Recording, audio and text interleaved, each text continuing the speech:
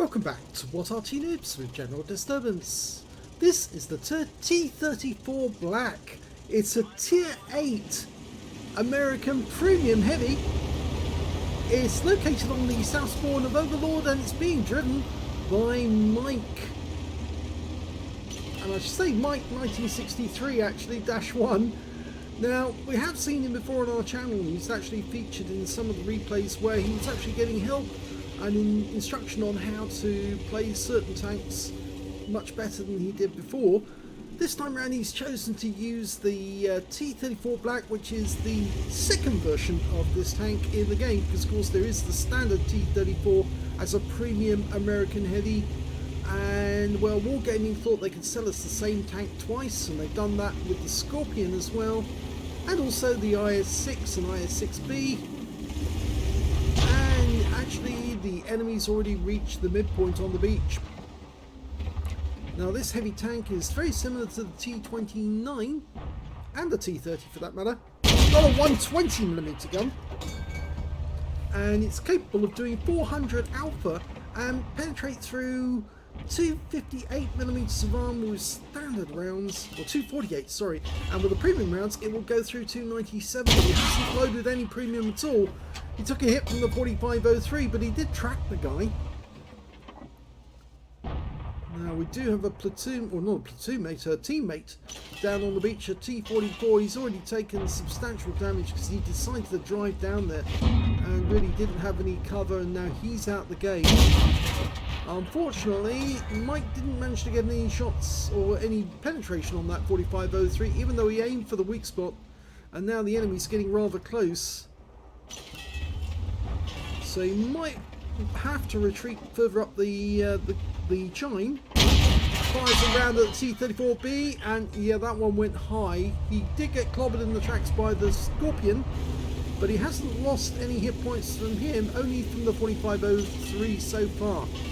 Yeah, he's backing up further up the chine. He's playing defensive now.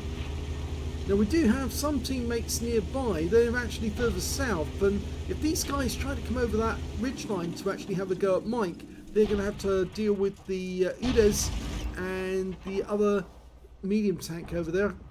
Push around into the SU-100M1. Nice shot. Udes is going to help, which is good news. He just has to back up enough. Oh, when the SU-100M1 goes, he's blocked over 1,000 hit points of damage so far. 1,200 actually. Next victim, it's the T34 Black. Now these tanks are very strong in the turret but weak on the hull. He did aim for the hull on the enemy T34 B, but the shell went quite wide of the turret actually. It went high and to the left, so he high and to the right rather, so he missed it on his attempt. But that was the end of the CS44 on the enemy team, and in fact now we've got the help of an IS as well. I think he may have bitten off more than he can chew by going out there though, because he just got hit, and yeah, he's just got blown up by the Progetto. Here comes the T34. This time around he gets it into the hull, but the T34 Black managed to get one into us as well for 365, which is a low roll. In fact, both T34s managed to get low rolls in that encounter, but of course Mike came off better. Okay, just hold this corner for the moment. We know that T34 Black's there, but he daren't come forward because he's got a charioteer above him, an Udes up on the cliff, and of course that medium tank, which I don't know which one it is. It's not showing. We could have a look actually. See who it is. Oh, it's a T69, an autoloader. Okay, the Progetto's pushing forward. Just keeps having a pop, have a look, and no, you see, bounce that round off the turret. Extremely tough turret, the T34 Black, and he moved too far forward and the charioteer had him. And that's good news because he's holding this position. He's acting almost like bait, and it's encouraging the enemy to come forward. And as long as he holds this position, it's very difficult for them to get at him, but he's picking up spotting assist from the guys behind him. Okay, VK 4503. Oh, now there's a nice target. It's a Scorpion. Nice hit. Hits the engine. 415, which is a high roll. Just needs to back up, throw enough. Oh, and he goes down, but unfortunately he did take 2 rounds from the Progetto. And he didn't take a hit from any of our teammates there. But he has died now, and it was the Charioteer that got him. So that's 2 to the Charioteer. But we're down to, well, 1/3 of our hit points left. 33% exactly. Goes for the low point. Oh, he gets him! Takes out the 4503. That's his first kill. That's quite nice considering that the 4503 claimed a huge amount of hit points from him earlier. We're 3 tanks up on the enemy now, and I think we've claimed the beach. I don't believe the enemy's got any further tanks left down here. And now it's time for us and the T69 to move forward. The Charioteer's repositioning. The Unis is moving to a position so he can get at the Leo. The only worry we've got really is the enemy SU-130 PM, who's on that peninsula sticking out at the north end of the map, and he could be very difficult to overcome, and I think that's what Mike's thinking about now. He's having a quick look to see if there's anybody behind those rocks. No, I don't think there is. I think the rocks are vacant. It's the cliff top you've got to watch out for. That SU-130 PM and the T29. Yes, the T69's looking ahead. He's pushing. And Mike's following. I think you might be able to see where the shots actually went in. Yeah, he actually had shots go in through his lower plate and his upper plate in that game. I think the upper plate one was probably the 4503 and the lower plates were probably the Progetto. Okay, now, is there anybody up on the cliff? No. The SU-130 PM should really be up there because that's the best place if he's going to get shots on any tank coming around this way. But he's not there, which means now we can go up this chine or we can go up the next one. I think the next chine is going to be the best one, plus the T69's already making his way up there. Got a solid advantage over the enemy. 5 tanks at the moment. They're not really in a position to defend. It looks like that T29 is an AFK as well. And the SU-130 PM went to the wrong place. He's up the other side of the map. He's up the east side. And he's trying to fend off the guys who are making their way up the east side. And he's gone. So it's just the T29. And I'm pretty sure he's AFK because he's actually in the cap area. And he's taking a lot of damage. So I think this game is going to be over momentarily. And it is.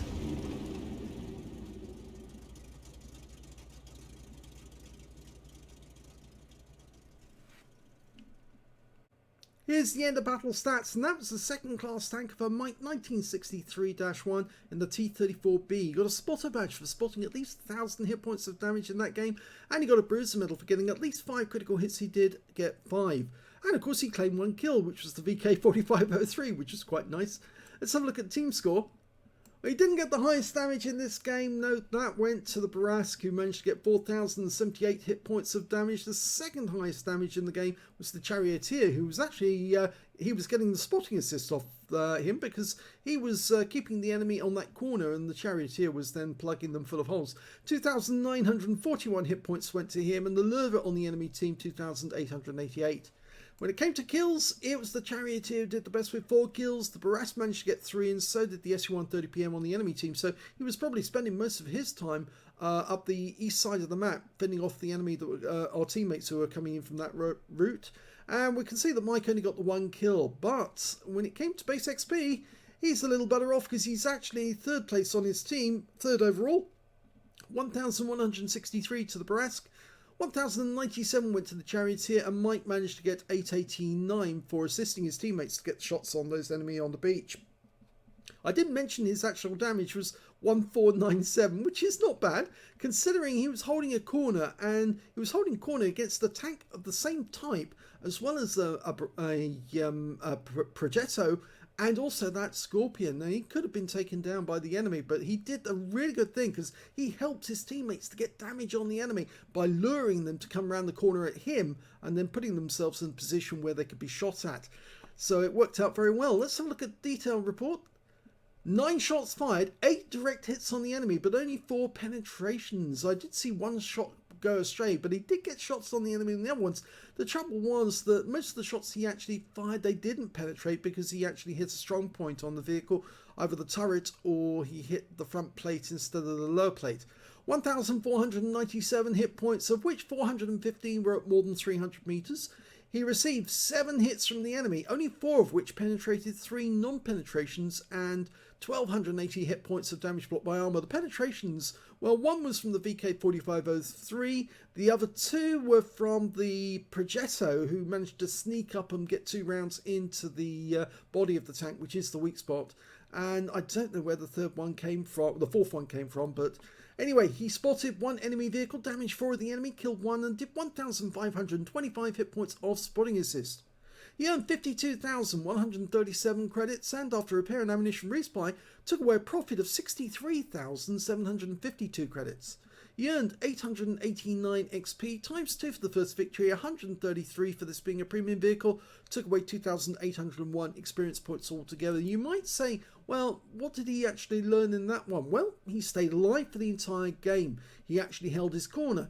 He actually stayed hull down for most of the time, except of course when the Progetto went round the corner to try and get at him. So he actually protected himself by only showing his strong point, the actual top of the turret, and not the weak spots, which of course is the body of the tank. I think actually the roof of the T34 B is fairly thin as well. That's a bit of a weak spot, and that cupola right in the back there at the top of the roof is obviously an obvious aim point. But other than that, it's actually quite a strong tank, and it's a decent tank as well because it does have a 120mm gun, which can do quite a lot of damage each shot. So that's the end of the first battle. Let's have a look at the second one. Well, the next battle is in the IS-3A. It's the Tier 8 Soviet premium heavy tank with the auto reloader, and it's located on the south spawn of Steppes. The game's already started. Now, a lot of people were surprised when this tank came out because the IS-3A was quite a popular heavy tank anyway, regardless of this tank being in the game, but putting an auto reloader into the game made it even more popular. Plus, of course, the auto reloader being the other way round normally to the Progetto, where it loads faster the more shells you fire, rather than the other way round. And you can see he's loading his 3 shells straight away. Now, I think a lot of players do still regard the auto reloader like they do the Italian ones, by firing only the first 2 rounds, letting it reload fast, and then going after the enemy after you've reloaded again.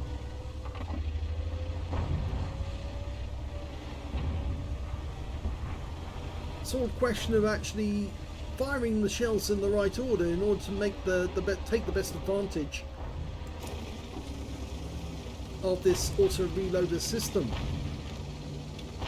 Now, it's still got the same weak spots. Of course, that top of the turret is fairly easy to penetrate, and of course it's basically just an IS-3 hull with a pike nose.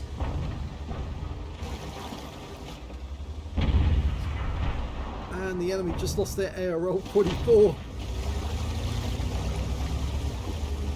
Okay, we're gonna take a shot from that Patriot if we move across the gap, but the KB2 just decided to go straight across, and he has taken some damage. Got to remember that the Patriot does have a rather fast loading 90mm gun, so if we do try to get across the gap, we're more than likely going to take 1 round or 1 hit from him. And you can see how Mike has actually turned face onto the enemy, because the pike nose works much better when you're actually straight towards the enemy rather than being angled. Unfortunately, he did take 1 hit. Got 1 hit on the nose, but he did take a shot in the engine bay. We can't see where it went at the moment, and he's now attracting the attention of the enemy, but the KB2 is getting in the way. Not so much that he can actually get a shot on that VK3601H and take him out, though.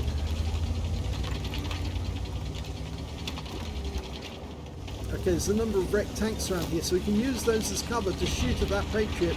I wouldn't go that way, I'd go the other way. Yep, that's it. Because the Patriot is going to have difficulty trying to get past these wrecks.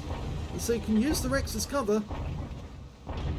You know, he's gone hull down again, but he's had to pull back to do it. And, oh, lovely shot.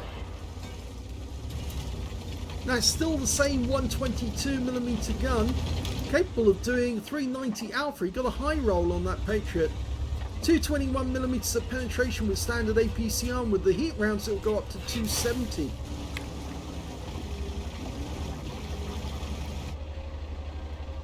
Again, you can see Mike's got this habit of going into sniper view and not coming out of sniper view like he should, like this. That's what he should be doing, but what he's actually doing is staying in sniper view all the time. And if you do that, you won't get an all-round perspective of what's going on in the battlefield. It's very important to know where the enemy is, and if an enemy tank is creeping up on you. There is an enemy AMX 1375 behind him at this moment. It's attacking a Striv S1.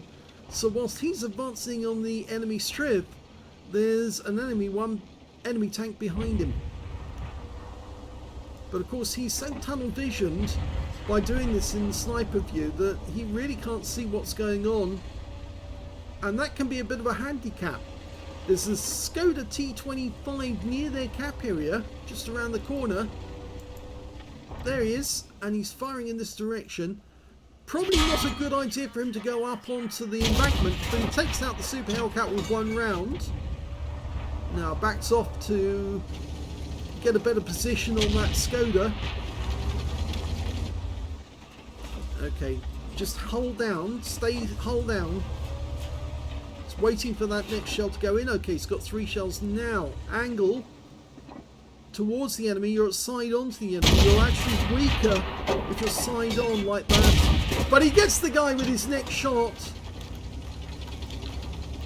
Okay, now there's a Scorpion G up ahead. But he's a long way off, so he could go up over onto the embankment to shoot down on this guy, but I think he's just going to let the shells go in. He has come out of sniper view at last, so maybe he's picking that up. But really what he should be doing is coming out of sniper view the moment you've shot and doing this, you know, coming back so you can see your vehicle, see where you are, see where all the enemy tanks are as well, and only click the sniper view button, which is either your shift button or your middle mouse button if you're someone like me, because I put it on my middle mouse button. Only go to sniper view when you actually have to shoot. See, like that. But stay out like this, watching your own vehicle, watching the enemy vehicles. You can still shoot at the enemy in view like this. In fact, you can also aim on. Oh, no, that didn't work. But the Smur's gone down, and there's only 3 enemies left now. Scorpion's just around the corner. Oh, that one didn't hit. But he does get that one in. Can he go for the next one as well? Worth it. Oh, the Skoda gets a ram kill. And there's only one enemy left. It's the AMX 1375 who killed the Striv at the other end. He's letting these shells reload. He's got one in already.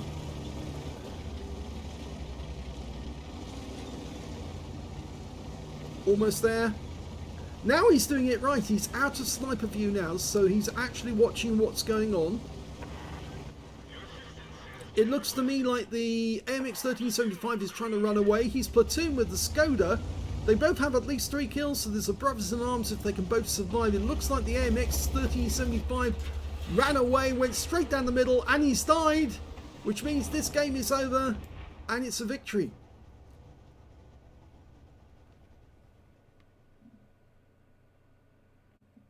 Here's the end of battle stats, and that one was a 3rd class tanker for Mike 1961 in the IS-3A.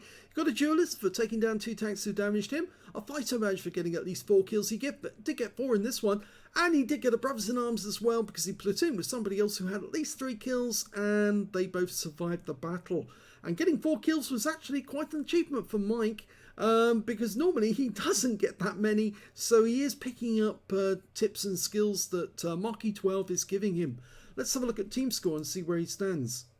Well, he didn't get the highest damage in this game either, but the Skoda T56 managed to get 3,521, and that was the guy he was actually platooned with. The 2nd highest damage in the game went to the Viz 44-1 on his team with 2,439. And the 3rd highest damage in the game actually went to the Samur SM on the enemy team with 2,407. We can see Mike managed to get 1,500, and I think that's 9 hit points of damage. When it came to kills, he actually shared the top spot. Ooh, wrong one there, sorry. That's better. He actually got the top spot with 4 kills on that one. 3 kills went to the Skoda T56, his platoon mate. 2 kills went to the SU-152, the KV-2, the Viz 44-1 and the AMX 1375 on the enemy team. When it came to base XP, it was the Viz 44-1 he did the best with 1031. 979 went to the Skoda T56, his platoon mate, and he got 886 from that battle. He fired 8 shots, got 6 direct hits and 5 penetrations. Damage of 1,509 hit points, of which 416 were at more than 300 meters. He received 4 hits from the enemy. 1 was a penetration, 3 non-penetrations, and 700 hit points of damage blocked by armor. 5 enemy vehicles damaged, 4 killed, and 784 hit points of damage assistance. He earned 44,117 credits from the game, and after repair and ammunition resupply, took away 55,340 credits profit. 886 XP times 3 for the first victory, 1,329 from personal reserves, 133 because this happens to be a premium vehicle, and took away 5,449 experience points altogether. I suppose you could say the improvement is not only the fact that he's actually getting more kills, but he's staying alive to the end of the battle, and that's half the battle. If you can actually stay alive, then you can continue to do damage to the enemy. If you make too many mistakes and actually let the enemy get the better of you, then of course you don't stay alive the whole game, and therefore you don't score as much. So the fact that he did stay alive is a success. I would say though that he does need to learn to stay in outer sniper view when he's not shooting, so he can see what's going on generally. You can even auto aim on enemies when they see, if you know they're coming around the corner, if you can see that their indicators are coming around, that their markers are coming around the corner, so you can quickly get an auto aim and a shot even if you're not in sniper view, and that would certainly help a great deal. It does help to go to sniper view if you are shooting long range to target and not auto aiming, because that way if you lose the auto aim you can still shoot in the correct direction and possibly get a blind hit. But certainly the fact that he needs to come out of sniper view just to see what's going on around him and only press that button to go to sniper view the moment he needs to shoot someone. So yeah, he's definitely getting better. If you enjoyed those replays, please give this video a like, do subscribe to our channel, leave a little comment down below because it feeds the algorithm.